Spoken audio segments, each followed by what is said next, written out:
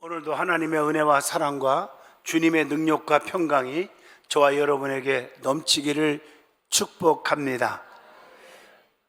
많은 분들이 이런 말을 해요. 예수님 오심이 너무 기쁘다. 그래서 막 춤을 추고 싶다 그래요. 옆 사람 인사합시다. 메리 크리스마스.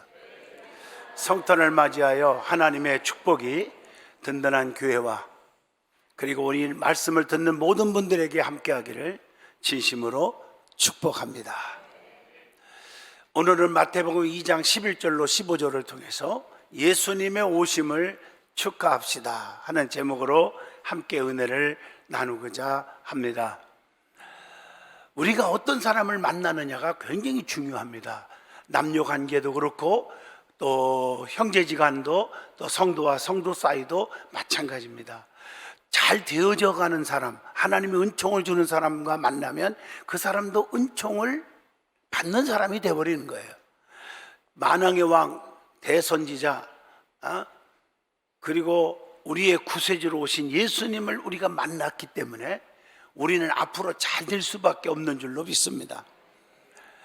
예쁘다, 화려하다 이런 소리를 듣는 것보다 어떤 소리가 좋습니까? 아름답다 하는 소리를 듣는 것이 좋은 사랑이라고 봅니다. 그래서 우리는 아름답다 이 소리를 듣는 믿음의 사람들이 되기를 축원합니다. 예쁘다고 반드시 아름다운 것은 아니거든요. 예쁜 것은 애면적인 것만을 지칭하지만 아름다운 것은 내면과 애면의 종합적인 판단입니다. 우리는 누구를 만나도 예쁘다 하는 걸 찾지 마시고 아름다운 사람을 찾으시길 바라요.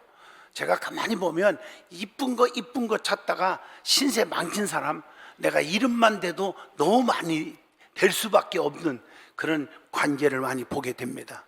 아름다운 사람이 진짜입니다. 예쁘지는 않더라도 내면의 아름다움이 외부로 드러난다면 그것은 진정한 아름다움입니다. 예쁜 것은 사람의 감각을 자극하지만 아름다운 것은 사람의 마음을 감동시킵니다. 애형적인 권위, 물질, 명예, 지식 이런 것들이 화려한 것보다 아름다운 마음과 믿음을 소유하여야 합니다. 오늘 이사야 선지자는 메시아에 대해 눈길을 끌만한 볼품이 없었다고 얘기도 합니다. 그러나 겉은 볼품없지만 모르는 그의 행하신 일은 그 누구도 행할 수 없는 가장 아름다운 일이었습니다. 그 아름다우신 예수님께서 우리를 위해 이 땅에 오셨습니다. 예수님께서 오신 목적이 뭡니까? 생명을 주고 더 풍성케 하기 위하여 오셨다고 요한복음 10장 10절에 말씀을 드립니다. 그리고 우리 예수님은 선한 목자가 되시기에 양들을 위해서 목숨까지도 버리셨다고 말씀합니다. 요한복음 10장 14절로 15절의 말씀입니다. 이제 대강절 마지막 주일입니다. 우리 주님은 만왕의 왕으로 대제사장으로 대선지자로 이 땅에 오심을 진심으로 축하하여야 합니다. 오늘 말씀은 동방에서 박사들이 구세주로 탄생하신 예수님께 경배하기 위해 별을 따라서 찾아왔습니다. 그리고 보배함을 열어서 황금과 유황과 모략을 들여서 경배를 했습니다. 그런데 꿈에 헤로데게로 돌아가지 말라고 지시를 받았습니다. 그래서 다른 길로 고국으로 돌아갔다고 말씀합니다. 또한 주의 사자가 요셉에게 꿈에 나타나서 헤롯이 아기를 찾아 죽이려고 하니까 아기와 모친을 데리고 애굽으로 피하라고 하였습니다. 요셉은 그 말씀에 순종하여 그 밤에 떠나 애굽에서 헤롯이 죽을 때까지 거기 머물렀다고 말합니다. 하나님은 보호하시기 위해서 때로는 꿈을 통해서, 때로는 음성을 통해서, 때로는 영감을 통해서 지시하시고 경고해 주십니다. 그 경고의 목적은 반드시 있어요. 나를 보호하시고 지켜주시고 인도해 주시기 위함입니다. 저는 목회하면서도 때로는 꿈에, 때로는 환상 가운데, 때로는 기도하다가, 때로는 감동의 음성을 들을 때가 있어요. 그래서 암흑의 성도님, 하나님께서 제게는 감동을 줬는데 이거 조심하셔야 됩니다, 이렇게 하셔야 됩니다 라고 권면한 사람도 있고, 그 권면을 받을 만한 그릇이 안 되는 분은 권면을 안고 지나간 적도 있습니다. 그런데 시간이 지나고 보면 하나님이 쓸데없는 환상, 쓸데없는 꿈이 아니었다는 사실을 보게 됩니다. 우리 하나님은 주의 종을 통해서 혹은 말씀을 통해서, 우리는 꿈을 통해서라도 깨우쳐 줄 때 우리는 돌이키는 성도가 되셔야 합니다. 오늘 말씀을 통해서 예수님이 이 땅에 오심을 진심으로 축하합시다 하는 제목으로 같이 은혜 받고자 합니다. 제일 먼저 예수님의 오심으로 우리가 깨달아야 할 영적인 교훈이 뭘까요? 첫째, 예수님이 이 땅에 오셔서 하는 역할이 있기 때문에 오셨습니다. 그게 뭘까요? 예수님은 우리의 길이 되어 주십니다. 내가 곧 길이요 진리요 생명이니 나로 말미암지 않고는 아버지께로 갈 자가 없다고 말씀했어요. 우리 예수님은 영원한 우리의 구원의 길이시기 때문에 주님을 통하지 않고는 아버지께로 갈 수가 없음을 요한복음 14장 6절에서 말씀을 줍니다. 우리 예수님은 우리를 위하여 휘장 가운데로 열어놓으신 새롭고 산 길이시다고 히브리서 10장 20절에 말씀했고, 예수님 때문에 하나님 앞에 담대하게 나아갈 수 있다고 히브리서 10장 19절에도 말씀을 강조합니다. 예수님은 영원한 생명으로 새로운 양식이 되어 주십니다. 그래서 예수님은 생명의 떡이라고 요한복음 6장 33절에 말했고, 내가 곧 생명의 떡이니라 요한복음 6장 48절에도 말씀을 주고 있습니다.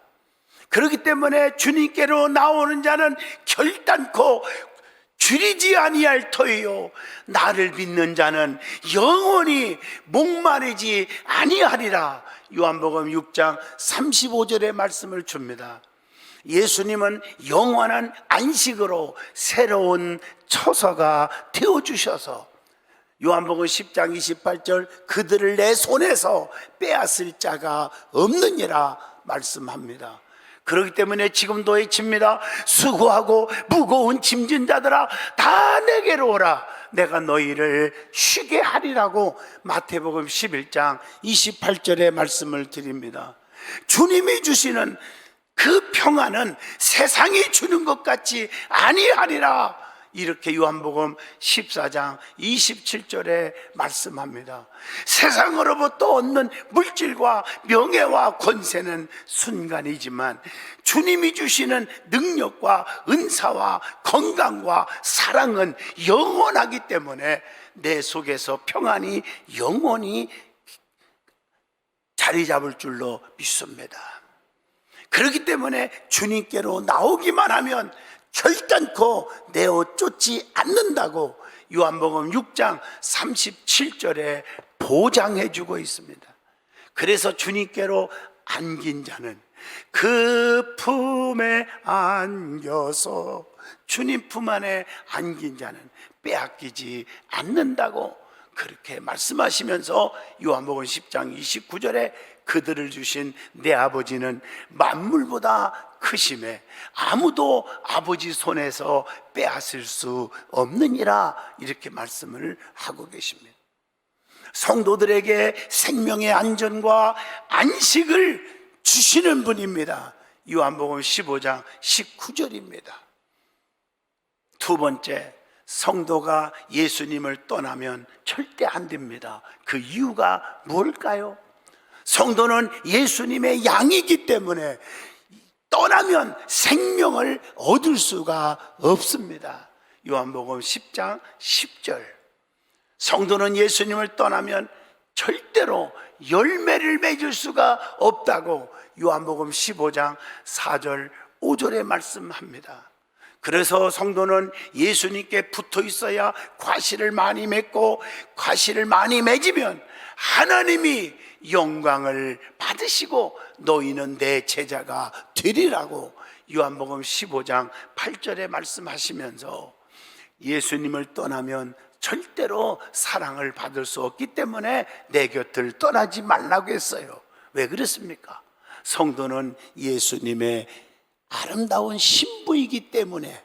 고린도후서 11장 2절입니다. 성도는 항상 정결한 신부로 바꾸어 가야 합니다. 여러분, 정결한 신부가 되시기를 축복합니다.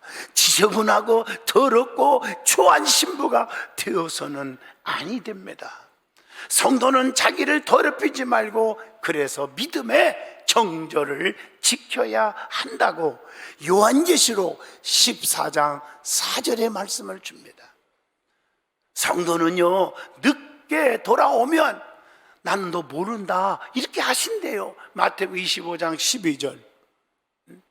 세 번째, 예수님께로 나오기만 하면 변화를 받아요. 변화. 요한복음 4장 39절의 말씀입니다. 그래서 성도들이 변화가 없으면 진짜 예수 만난 사람이 아닙니다. 겉으로는 믿는 척하지만 예수 믿는 사람이 아닙니다. 그렇기 때문에 구원을 받을 수가 없습니다. 자, 그러면 한번 생각해 봅시다. 예수께 나오면 어떤 변화를 받아요? 심령의 변화를 받게 되어 있어요. 디모데전서 1장 15절의 말씀입니다. 그래서 나는 주님 앞에 서면 나 죄인입니다 이라고 고백할 수밖에 없어요. 누가복음 5장 8절 보세요. 시몬 베드로가 이를 보고 예수의 무릎 아래에 엎드려 이르되 주여 나를 떠나소서 나는 죄인입니다 라고 고백할 수가 있었고, 그 다음에 주는 그리스도십니다, 살아계신 하나님의 아들입니다 라고 알게 해주신다는 거예요. 요한복음 마태복음 16장 16절의 말씀입니다. 주님의 말씀이 영생의 말씀인 것을 알게 해주십니다. 요한복음 6장 68절 시몬 베드로가 대답하되 주여 영생의 말씀이 주님께 있사오니 우리가 누구에게로 가오리까 라고 고백을 합니다. 또 예수님 만나면 물과 성령으로 거듭나게 됩니다. 요한복음 3장 5절. 그래야 하나님 나라에 들어갈 수 있는 거예요. 주님의 은혜를 따라 믿음으로 구원받음을 알게 해줍니다. 에베소서 2장 8절의 말씀입니다. 주님께 나오면 결단코 심판받지 않음을 알게 해주십니다. 그래서 요한복음 5장 24절에 심판에 이르지 아니하나니 사망에서 생명으로 옮겨졌느니라, 저주에서 축복으로 옮겨졌느니라. 그 다음에 어떤 생각이 바뀌어집니까? 예수께 나오면 변화가 됩니까? 생각이 변화됩니다. 나쁜 생각이 선한 생각으로 변화를 받게 되어요. 요한복음 4장 29절입니다. 그래서 이제는 살아도 주를 위해 살고 죽어도 주를 위해서 죽나니 사나 죽으나 주의 것이로다. 로마서 14장 8절을 고백하게 되고 이제는 어두움에서 빛된 생각을 하게 됩니다. 갈라디아서 5장 21절. 지금까지는 세상적인 생각으로 꽉 차 있었지만 이제부터 주님의 오심으로 성탄을 맞이해서 여러분 예수 생각으로, 복음 생각으로 꽉 차시기를 축복합니다. 그리고 의롭고 착하고 진실한 생각을 갖게 해줍니다. 그래서 에베소 5장 9절 보면 빛의 열매는 모든 착함과 의로움과 진실함에 있느니라 이렇게 말씀하고 있어요. 소극적이고 부정적인 사고가 적극적이고 긍정적인 사고로 바꿔집니다. 요한복음 4장 29절의 말씀입니다. 예수님께 나오면 생활에 또한 변화가 일어나요. 생활의 변화. 에베소 5장 8절입니다. 전에는 어두움이었으나 더럽고 초한 죄악으로 살았으나 이제는 빛의 열매를 맺고 살게 된다고 했어요. 어둠의 옷을 다 벗어버리고 빛의 갑옷을 입자라고 로마서 13장 12절에 말씀을 줍니다. 예수님만을 위한 삶을 살게 되는 거예요. 누가복음 8장 3절의 말씀입니다. 그래서 예수님을 만나면 변화가 오는데 이제는 삶의 변화까지 옵니다. 요한복음 4장 29절입니다. 우리는 변화의 삶을 사시기를 축복합니다. 그리고 날마다 인격적이고 긍정적이고 소망적인 삶으로 사시기를 축복합니다. 두 번째 주는 교훈은 동방 박사들이 예수님께 경배한 과정을 통해서 우리에게 주시는 뜨거운 교훈이 있습니다. 첫째가 동방에서 별의 인도를 받아 아기 예수님께 찾아왔다는 것입니다. 마태복음 2장 9절에서 10절의 말씀입니다.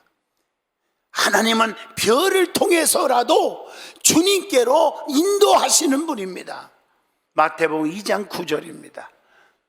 출애굽할 때도 보면 이스라엘 백성들을 출애굽시킬 때 밤에는 불기둥으로 낮에는 구름기둥으로 인도해 줬다고 출애굽기 13장 21절에 말씀합니다.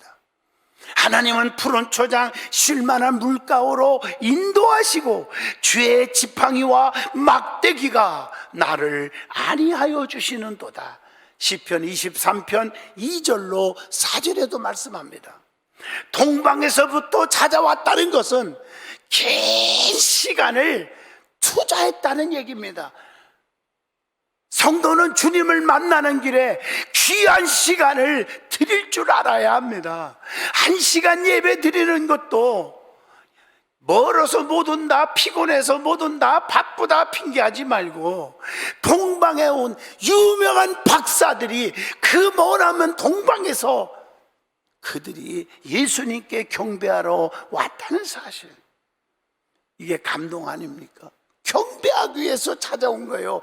구경하러 온 게 아니에요. 예배를 보러 온 게 아니라 드리러 와야 되지 않겠습니까? 마태복음 2장 11절의 말씀입니다. 그리고 와서 어떻게 했습니까? 아기 예수 태어났네, 이쁘다, 귀엽다 그랬습니까? 엎드려 경배했습니다. 엎드린 것은 겸손의 자세입니다. 하나님은 겸손한 자에게 은혜를 주시는 줄로 믿습니다. 베드로전서 5장 5절입니다. 교만은 패망의 선봉이요 거만함은 넘어짐의 앞잡이라고 잠언서 16장 18절을 기억하셔야 합니다. 엎드렸다고 하는 것은 예수님을 존경하며 높여드린 자세입니다. 주님을 가장 귀한 분으로 여기는 믿음의 자세가 있어야 합니다. 성도는 주님 없이는 절대로 살 수 없는 겁니다. 요한복음 15장 5절의 말씀입니다. 경배한 것은 예수님을 공경하며 예수님께 예배하는 것입니다. 성도는 주님께 항상 예배의 신앙이 뜨거워져야 합니다. 예배를 통해서 우리 하나님은 우리를 만나주심을 요한복음 4장 24절에 하나님은 영이시니 예배하는 자가 영과 진리로 예배할지니라고 말씀했어요. 예배의 요소는 뭐를 진실령으로 진정으로 예배해야 합니까? 말씀, 기도, 찬양, 예물, 코이노니아, 영적 교제입니다. 진정으로 주님을 귀하게 여기는 자는 예배가 회복되어야 합니다. 그것뿐 아닙니다. 이들은 보배함을 가장 귀한 보물단지를 열었습니다. 그리고 가장 귀하고 비싼 황금, 유향, 모략을 드렸습니다. 우리 성탄절에 여러분 무엇을 드리며 예배를 하시려고 합니까? 마태복음 2장 11절입니다. 그들이 드린 예물은 너무 비싼 거지만 의미가 있습니다. 황금은 왕을 위한 선물입니다. 예수님은 만왕의 왕이십니다. 사랑의 왕이십니다라고 하는 고백입니다.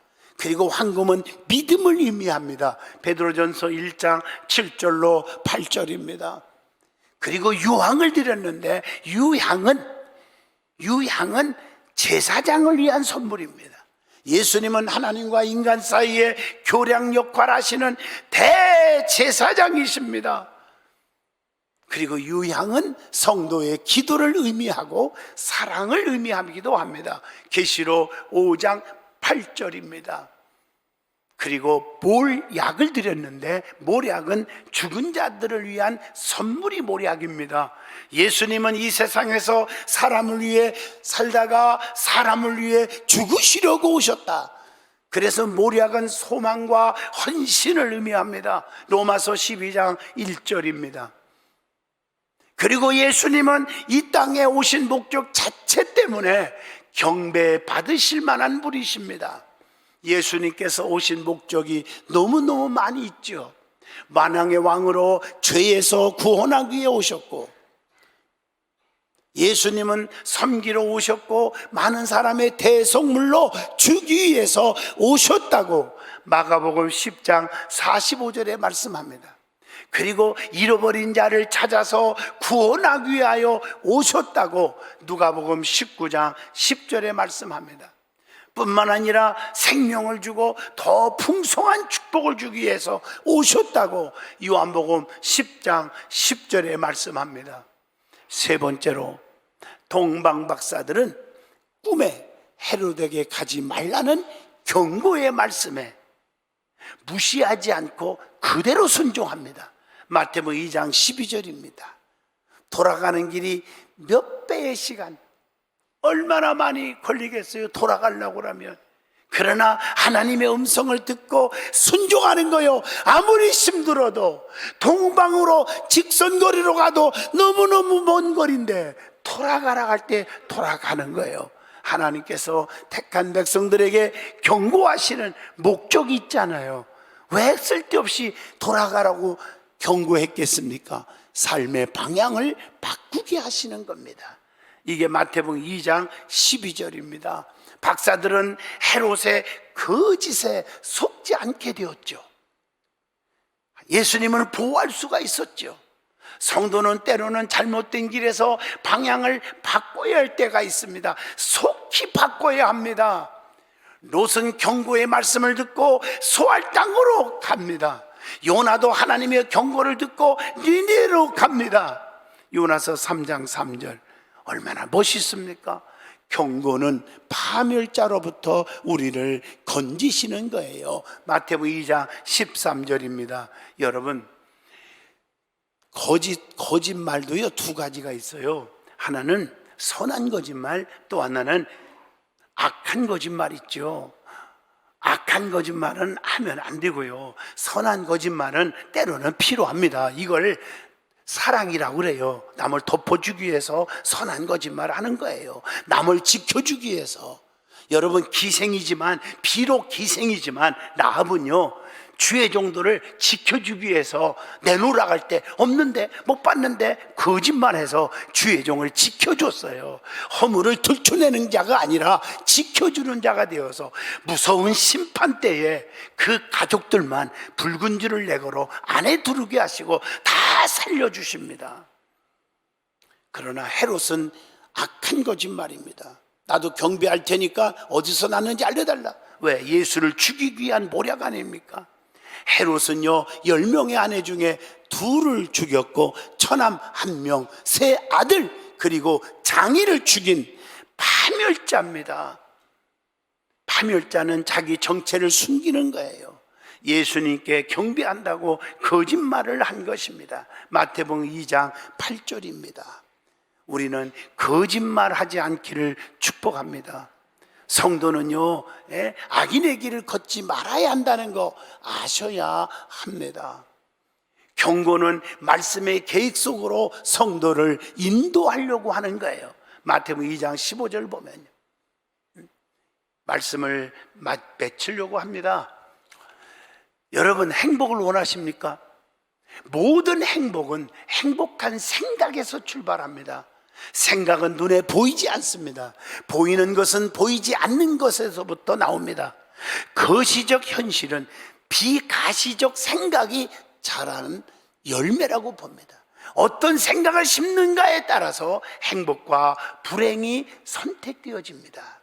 행복한 생각을 심으면 행복한 인격이 나오고, 행복한 인격을 심으면 행복한 인생이 나옵니다. 인생은 작은 선택들이 모여서 큰 선택들이 됩니다. 행복은 선택입니다. 또한 행복은 습관입니다. 그런데 불행도 습관이에요. 어떤 사람은 부정적이고 비판적인 게 습관적인 사람 있잖아요. 고치기가 너무 힘들어. 그게 습관이에요. 평소에 행복의 선택을 훈련함으로 나의 행복은 결정되어지는 것입니다. 불행은 원치 않으면 불행한 생각을 거부해야 합니다. 행복한 생각을 선택해서 행복해지는 역사가 있기를 바라고, 불행한 생각을 선택해서 불행해지는 사람이 되지 않아야 합니다. 우리의 삶도 마찬가지입니다. 가장 아름다우신 이름 예수 그리스도를 우리의 마음과 삶에 가득 채울 때 우리의 삶은 가장 아름답고 행복하게 될 것입니다. 성탄을 맞이하여 우리의 삶이 예수님의 사랑과 헌신으로 심령 속에 채워져야 합니다. 예수님은 임마누엘, 즉 하나님이 우리와 함께 계시다의 뜻을 갖고 있습니다. 마태복음 1장 23절, 구원자로 오신 예수님은 평생 우리와 함께 계십니다. 전능하신 주님의 능력과 사랑과 축복이 여러분의 가정과 여러분들의 사업과 직장, 심령, 든든한 교회에 영원히 함께 하시기를 축복하면서 메리 크리스마스. 여러분, 메리 크리스마스가 있어야 그 다음 단어가 뭐가 나오지요? 해피 뉴 이어. 영어로 얘기해서 죄송해요. 2달은 외웠습니다. 이거 써먹으려고. 한번 따라서 합시다. 메리 크리스마스, 해피 뉴 이어. 맞죠? 메리 크리스마스가 없이 해피 뉴 이어? 착각하지 마세요. 없습니다. 진정한 예수님이 이 땅에 오신 것을 축하하고 기뻐하고 환영하는 성도가 될 때, 내 가슴 속에 모실 때 해피 뉴 이어가 나오는 것입니다. 기도합니다. 거룩하신 하나님, 저들의 삶 속에 행복이 가득 차게 하시고 능력과 축복으로 가득 채워주시고 메리 크리스마스가 되게 하여 주시옵소서. 예배와 믿음이 회복되게 하여 주시옵소서. 예수님 이름으로 기도합니다. 아멘.